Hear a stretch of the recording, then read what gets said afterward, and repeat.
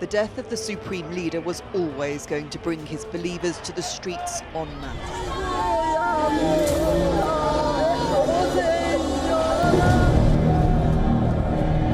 ኢራን ያገተቻቸው አሜሪካ ዜጎችና የከሸፈ አሜሪካ ኦፕሬሽን። ሆምኔ በኢራን ብቻ ሳይሆን በዓለም ታሪክ ውስጥ ደማቅ ታሪክ ያስቀመጡ መሪ ናቸው። እኚህ መሪ የፊታችን ሐሙስ ይቀበራሉ ተብሎ ሲጠበቅ የቀብር ስነ ስርዓታቸው ቅዳሜ ዕለት ተጀምሯል። ዛሬ ማክሰኞ ዕለት የቀብር ስነ ስርዓታቸው መካሄዱ የሚቀጥል ሲሆን የሆምኒ ሬሳ ከኢራን ወደ ኢራቅ ያመራል። በኢራቅም አስከሬናቸው ሽኝት ይደረግለታል ተብሎ ይጠበቃል። እኚህ ታሪካዊ የዓለማችን ተጽዕኖ ፈጣሪ መሪ ለአሜሪካም ሆነ ለእስራኤል ራስ ምታት የሆኑ መሪ ነበሩ። ኢራን በየትኛውም የታሪክ ዘመን ቢሆን ታሪክ በመስራት ትታወቃለች። አሜሪካም ማስከበራ ካሳይ መቀበል ታሪክ እንዳላት ይታወቃል። በአሜሪካና በእስራኤል ጥምረት ተመታ ሐዘን ላይ የተቀመጠችበት የታሪክ ክስተትም ተፈጥሯል። ኢራን 52 የአሜሪካ ዜጎችን እንዴት አግታ $8 ቢሊዮን ካሳ ከአሜሪካ እንደተቀበለች፣ የአሜሪካ ወታደሮች የታገቱትን አሜሪካን ለማስለቀቅ ሙትና ቁስለኛው ነው እንዴት እንደተመለሱ በዛሬው መሰናዷችን ሙሉ የአሜሪካ ወታደራዊ ኦፕሬሽን እንዴት እንደከሸፈ እንመለከታለን። አብራችሁን ቆዩ። ካንጋሮ ሪል ስቴት በወለል አንድ ቤት ብቻ የሆኑ G+4 አፓርትመንት ከቦሌ በ5 ደቂቃ ርቀት በምትገኘው ቦሌ ቡልቡላ አቀረበ። ግንባታቸው 70% የደረሰና በአንድ ዓመት የሚረከቧቸውን ባለ 2 መኝታ 107 ካሬ 4 ሚሊዮን 30% ቅድመ ክፍያና በ13.6 ሚሊዮን ብር ሙሉ ክፍያ እንዲሁም ባለ 3 መኝታ 130 ካሬ 4.7 ሚሊዮን 30% ቅድመ ክፍያና በ15.6 ሚሊዮን እስከ 16.3 ሚሊዮን ብር ሙሉ ክፍያ የራሱ ያድርጉ። ካንጋሮ ሪል ስቴት ለ50 ዓመታት በስኬታማ የቢዝነስ እንቅስቃሴዎች የሚታወቀው ግዙፍ የካንጋሮ ኢንዱስትሪያልስ እህት ኩባንያ ነው። ለበለጠ መረጃ 0964 25 29 ይደውሉ። ቀደም ብዬ እንደነገርኳችሁ አሜሪካ ኢራን አብዮት ተቀስቅሶ የመጀመሪያው ሆምኒ ስልጣን የያዙ ሰሞን የአሜሪካ ወታደሮች ሙትና ቁስለኛ ሆነው ነበር። አሜሪካውያን በኢራን ታግተው አሜሪካም የታገቱ ዜጎቿን ማስለቀቅ አቅቷት $8 ቢሊዮን ካሳ ከፍላ ያስለቀቀችበት ዘመን ነበር። ያን ዘመን እንዴት እንደነበር እዚህ ላይ ታሪክን የኋላ ብዬ ባስታውሳችሁ ኢራኖች ከአሜሪካ የማይተኙ በዲፕሎማሲ ረገድም ስኬታማ የሆነ ታሪክ የነበራቸው እንደነበር እንረዳለን። በኢራን ወጣቶች የታገቱባትን ዜጎቿን ለማስለቀቅ አሜሪካ የላከቻቸው ወታደሮች ግዳጃቸው ሳይሳካ ሙትና ቁስለኛውን የተመለሱት በ1972 ዓ.ም በሚያዝያ 16 ዕለት ነበር። የኢራኑ ንጉሥ ከስልጣናቸው ተባረው ከተሰደዱ በኋላ ኢራን ዩኒቨርሲቲ ተማሪዎች የአሜሪካን ኤምባሲ ከበው በውስጡ ያሉትን የአሜሪካ ዜጎች ሁሉ አገቱ። ተማሪዎቹ ኤምባሲውን የከበቡት አሜሪካ ንጉሥ እንዲያመልጡ ረድታለች የሚል ሐሳብ በማሰባቸው ምክንያት እንደሆነም ሲነገር ቆይቷል። አዲስ የተመሰረተው እስላማዊ መንግስት መሪ የሆኑት አያቶላ ሆሜኒም እገታውን ከተማሪዎቹ ተቀብለው በእርሳቸው ቁጥጥር ስር አደረጉ። የአሜሪካ ዜግነት የሌላቸውንና ሴቶቹን ለቀው 52 አሜሪካን ግን ታግተው እንዲቆዩ አደረጉ። አሜሪካም ዜጎቿን ለማስለቀቅ የዲፕሎማሲ ጥረት ብታደርግም አልተሳካም። በመጨረሻም ወታደራዊ አማራጭን መውሰድ እንደ ትልቅ አማራጭ አድርጋ ወሰደችው። ሆኖም ግን እንዳሰበችው አልሆነም። አሜሪካ እንደውም ወታደሮቿ ሙትና ቁስለኛው ነው በዓለም አደባባይ ተዋረዱ።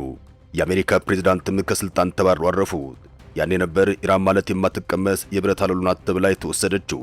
አሜሪካ ለ6 ወራት ያክል ብትታገስም ዜጎቿ ከእገታ መውጣት አልቻሉም። በመጨረሻ ላይም በስድስተኛው ወር ታጋቾቹን ለማስለቀቅ ኮማንዶዎች እንዲሰማሩ ያን የአሜሪካ ፕሬዝዳንት ካርተር ጥብቅ ትዕዛዝ ሰጡ። ስያሜውንም የአሞራ ጥፍር አሉት። የአሞራው ጥፍር እዚያው ኢራን ውስጥ ተነቀል እንጂ ሞጭልፎ ከኢራን ጉሮሮ ማስወጣት አልቻለም።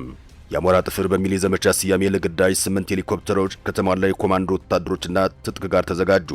ያኔ ታዲያ ኢራን ያላቅሟን ተንጠራራች፣ ልትዋረድ ነው ተባለ።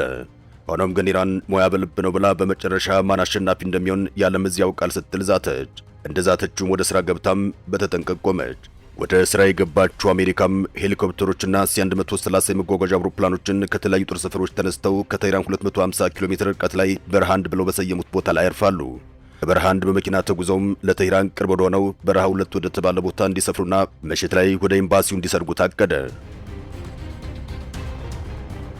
ፕሬዝዳንት ትራምፕ ማዱሮን ቤተ መንግስት ሄደው አግተው ወደ ዋሽንግተን እንዳመጡት ሁሉ ከቴህራን ከአሜሪካ ኤምባሲ የአሜሪካ ወታደሮችን አሜሪካንን ከእገታ አስለቅቀው ወደ ዋሽንግተን ለመመለስ አቅደው ነበር። ይህ እቅዳቸው ግን ሳይሳካ ቀረ። ፕሬዝዳንት ካርተርም በኢራን ምክንያት ከስልጣናቸው ተነሱ። ያኔዎቹ የአሜሪካ ሄሊኮፕተሮች ወደ ግዳጅ ነጥባቸው ወይም ቦታቸው ሳይደርሱ 3 ሄሊኮፕተሮች ተበላሹ። የብልሽቱ ምክንያት ኢራን ናት ቢባልም አሜሪካ ግን የሰጠችው ምላሽ ለየት ያለ ነበር። የብልሽቱ መነሻ ምክንያት የበረሃ ንፋስና የቴክኒክ ችግር ነው ተባለ። በዚህ መሃል ታዲያ ታጋቾቹን የማስለቀቁ ግዳጅ ተሰርዞ እንዲመለሱ ታዘዙ። በመመለስ ላይ እንዳሉም አንደኛው ሄሊኮፕተር ከC130 የወታደሮች መጓጓዣ አውሮፕላን ጋር ተላተመ። በግጭቱም 8 ወታደሮች ሲሞቱ 5 ደግሞ ቆሰሉ። በማግስቱም ፕሬዝዳንት ካርተር በራሳቸው ድክመት የደረሰውን አደጋ ገልጸው ሙሉ ኃላፊነቱን ወሰዱ። ታጋቾቹ አሜሪካን ለማስለቀቅ አለመቻልና ግዳጁም በራሳቸው ድግመት ባለመሳካቱ ከፍተኛ ቀውስ ቀሰቀሰ። ከስልጣናቸው እንዲለቁ ምክንያት ሆነ። ኢራን የታጋቾቹን ቆይታ ወደ 270 ቀናት አራዘመች። 9 ወራት ታገቱ እንደማለት ነው። ካርተርም ቀጣዩን የፕሬዝዳንትነት ምርጫ እንዳያሸነፉ ምክንያቱን ቁጭ አለ። በኢራን ምክንያት የሚወዱትን ስልጣናቸውን አጡ። ኢራንም ትልቅ የዲፕሎማሲ ድልን በዓለም አደባባይ ማግኘት ቻለች። ፕሬዝዳንት ሬጋን ምርጫውን እንዳሸነፉ በአልጄሪያም ሽምጋይነት አሜሪካና ኢራን ተስማሙ። ብልጥ ሆነው የመጡት ፕሬዝዳንት ሬገንም በሄሊኮፕተር ሄደን ኢራንን አንበርክከን ለ9 ወራት ያክል የታገቱትን የአሜሪካ ዜጎችን እናስለቅቃለን ብለው ዝተው አልተዋረዱም። ለኢራን ዶላር ሰጥተን ዜጎቻችንን እናስለቅቃለን የሚል መላ ፈጠሩ። ኢራንም በአሜሪካ የተያዘባትን 8 ቢሊዮን ዶላር ከ46 ዓመት በፊት ማስለቀቅ ቻለች። ሬጋን ቃለ መሐላ በሚፈጽሙበት ቀንም ኢራን 52 ታጋቾችን ስትለቅ አሜሪካ እንዳይንቀሳቀስ አግዳ የነበረውን 8 ቢሊዮን ዶላር የኢራን ገንዘብ ለቀቀች። 447 ቀናት የታገቱ የአሜሪካ ዜጎች ካርተር ጀርመን ድረስ ነው ተቀበሏቸው። አሜሪካ ዜጎቿ በኢራን የታገቱባት 1 ዓመት ከ3 ወራት አካባቢ እንደማለት ነው። በኢራን የታገቱትን አሜሪካኖች ለማስለቀቅ የተላኩት የአሜሪካ ኮማንዶዎች ያልተሳካ ግዳጅ በሞት ከተደመደመ 46 ዓመታት ሆኖታል። ያኔ ታዲያ የመጀመሪያው ሆመኒ መሪ ነበሩ። ሁለተኛው ሆመኒ በተመሳሳይ ለአሜሪካ የሚመለሱ አልነበሩም። በአውሮፓውያኑ 1979 የተካሄደውን የኢራን እስላማዊ አብዮት ተከትሎ ላለፉት 45 ዓመታት የኢራን መንግስት ዋነኛ ስልጣን ተቆጣጥረው የቆዩት አያቶላህ የሚባሉት መንፈሳዊ ጠቅላይ መሪ ሁለት ብቻ ናቸው። አብዮቱን ተከትሎ ወደ መሪነት የመጡት አያቶላህ ሩሆላ ሆሜኒ በስልጣን መንበሩ ላይ የቆዩት ለ10 ዓመታት ሲሆን የእሳቸው ሞት ተከትሎ ከ35 ዓመታት በላይ የኢራን ጠቅላይ መሪ ሆነው በፈታኝ ሁኔታ ውስጥ የቆዩትም አያቶላህ አሊ ሆሜኒ መገደላቸው የተነገረው ከ3 ወራት በፊት እንደነበር ይታወቃል። እስራኤል ከምድረ ገጽ እንዲጠፋ ይፈልጋሉ ስትል የምትከሳቸው ሆሜኒም ለማጥመድ ለ10 ዓመታት ስታደባ ቆይታለች። የእስራኤል ስለላ ተቋማት ኢራን ውስጥ ከታዋቂ የኒውክሌር ሳይንቲስቶች እስከ ወታደራዊና ፖለቲካዊ ባለስልጣናት እንዲሁም በጥብቅ ሲጠበቅ የነበረውን የሐማስ መሪ እስማኤል ሃኒን ጨምሮ ኢራን ውስጥ መግደሏ ይታወሳል። ይህ ሁላ ሲሆን ጠቅላይ መሪውን ግን በቀላሉ ኢላማ ሊያደርጓቸው ሳይችሉ ቆይተዋል። ቅዳሜ ጠዋት የካቲት 21 2018 ዓ.ም ተኢራን በሚገኘው የአያቶላህ አሊ ሆሜኒ መኖሪያ ቤት ላይ በፈጸመችው ከባድ ጥቃት መገደላቸው ተረጋገጠ። ሞታቸውን ተከትሎም በኢራን ታላቅ የሐዘን ቀን ሆነ። አያቶላህ አሊ ሆሜኒ እንደ አውሮፓውያን አቆጣጠር 1979 ከተካሄደው የኢራን አብዮት በኋላ ሁለተኛ የሀገሪቱ የበላይ መሪ ሲሆኑ ከ1989 ጀምሮም በበላይ መሪነት ስፍራ ላይ ይገኛሉ። ወጣት ኢራናውያን ያለ እርሳቸው አመራር ሕይወትን አያውቋትም። ሆሜኒ የኃያሉ ኢራን እስላማዊ አብዮታዊ ዘብ ጓድን የሚያጠቃልል ጦር ኃይል ዋና አዛዥ ብሎም የሀገሪቱ መሪ እንደመሆናቸው መጠን ስልጣናቸው ቀላል አልነበረም። ሆሜኒ በአውሮፓውያኑ 1939 በኢራን ሁለተኛዋ ትልቅ ከተማ ማሻድ ነው የተወለዱ። በሃይማኖተኛ ቤተሰብ ውስጥ ከተወለዱ 8 ልጆች መካከል ሁለተኛ ልጅ ሆኑት ሆሜኒም አባታቸው በኢራን ዋነኛ የእስልምና ቅርንጫፍ የሆነው የሺዓ እስልምና በመካከለኛ ደረጃ የነበሩ የሃይማኖት መምህር ነበሩ። የሕፃን ሆሜኒ አብዛኛው የትምህርት ጊዜም ቁርአን በማጥናት የተሸፈነ እንደነበር ይነገራል። በ11 ዓመታቸውም የሃይማኖት መምህር ለመሆን በቁ። ነገር ግን በጊዜው እንደነበሩት ብዙዎች ሃይማኖት መሪዎች ሁሉ ስራቸው ከመንፈሳዊ ባልተናነሰ መልኩ ፖለቲካዊ እንደነበር ይነገራል። አንደበተ ርቱዕ የነበሩት ሆሜኒ በኢራን እስላማዊ አብዮት ከስልጣን የተወገዱትን የኢራን ንጉሥ ተቺዎችን ተቀላቀሉ። ለዓመታት ወይም በእስር ቤት አሳልፈዋል። ከ6 ጊዜ በላይም በኢራን ንጉሣዊ ሚስጥር ፖሊስ ተይዘው ለስቅይት ብሎም አካባቢያቸውን ትተው እንዲሰደዱ ተደርገዋል። በመጨረሻም ንጉሣዊ ስርዓቱን ገርሰው አብዮት ማስነሳት ችለዋል። የአሜሪካና የእስራኤል ከባድ ጠላት ለመሆን በቅተዋል። በ86 ዓመታቸው በእስራኤል አሜሪካ ጥምር ጦር ተገደሉ። የቀብር ስነ ስርዓታቸው የክፍለ ዘመኑ ታላቅ የቀብር ስነ ስርዓት ተብሎ እየተፈጸመ ይገኛል። ለ6 ቀናት የሚቆየው መታሰቢያና የቀብር ስነ ስርዓትም ቅዳሜ ጠዋት 12 ሰዓት ላይ ተጀምሮ ዛሬ ላይ ደርሷል። በዛሬው ዕለት ማለትም ማክሰኞ በሺዓ እስልምና አማኞች ዘንድ ከፍተኛ ስፍራ በሚሰጣት ዋና ከተማዋ ቴህራን በስተደቡብ በምትገኘው ቆም ከተማ ይካሄዳል። በከተማም ዋነኛ ሃይማኖት ምልክት ከሆኑ ስፍራዎች መካከል አንዱ በሆነው ጃምካርን ውስጥ በከፍተኛ የሺዓ መንፈሳዊ መሪ የቀብር ጸሎት ይደረጋል። ከዚያም በነገው ዕለት የሆሜኒ አስከሬን ወደ ጎረቤት ሀገር ኢራቅ ናጃፍ ከተማ ይወሰዳል። የሺዓ እስልምና የመጀመሪያው ኢማም በሆኑት ኢማም አሊ መስጂድ ውስጥ የሚካሄደው የጸሎት ተከትሎም አስከሬኑ ወደ ኢራን ከመመለሱ በፊት የስንብት ስነ ስርዓት ካርባላ በምትባለው ከተማ ውስጥ ይደረጋል። በኢራቅ የሚካሄደው ስነ ስርዓት እዚያው ባሉ ቡድኖች ጥያቄ መሰረት የሚደረግ እንደሆነም የኢራን ባለስልጣናት ተናግረዋል።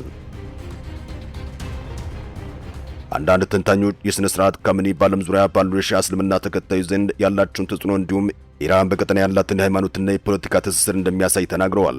የቀብር ስነ ስርዓቱን ለማስከበር ወደ ኢራቅ ተጉዘው የነበሩት የኢራን የውጭ ጉዳይ ሚኒስትር አባስ አራግቺም ቀብሩ ለኢራን ትምህርታዊ ጠቀሜታ እንዳለው ተናግረዋል። በመጨረሻም ዕለተ ሐሙስ የሆሜኒ የቀብር ስነ ስርዓት በትውልድ ከተማቸው ማሻድ ውስጥ በሚገኘው በየዓመቱ በሚሊዮኖች የሚቆጠር ሰዎች በሚጎበኘው የኢራን ዋነኛ የሃይማኖት ስፍራ በሆነው ኢማም ሬዛ ቅዱስ ስፍራ ይፈጸማል። ከዚያ በኋላም የሐዘን ስነ ስርዓቱ ለቀጣይ 40 ቀናት በመላው ኢራን ውስጥ የሚካሄድ ሲሆን ቀብራቸው 1 ዓመት እስኪሞላው ድረስ የመታሰቢያ ዝግጅቱ ይከናወናል። ታዲያ ፕሬዝዳንት ዶናልድ ትራምፕ አሁንም እየዛቱ ይገኛል። ከሆሜኒ ቀብር መልስ ኢራንን መታታለሁ እያሉ ይገኛል። ፕሬዝዳንቱ ኢራንን መታለሁ አጠፋለሁ ማለት ከጀመሩ ብዙ ወራትን አስቆጥረዋል። በሆሜኒ ግድያ ግን ተጸጽቻለሁ እያሉ ይገኛል።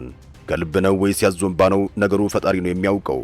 ነገር ግን ዶናልድ ትራምፕ በአያቶላሁ ግድያ ተሳስቻለሁ ሲሉ ተደምጠዋል።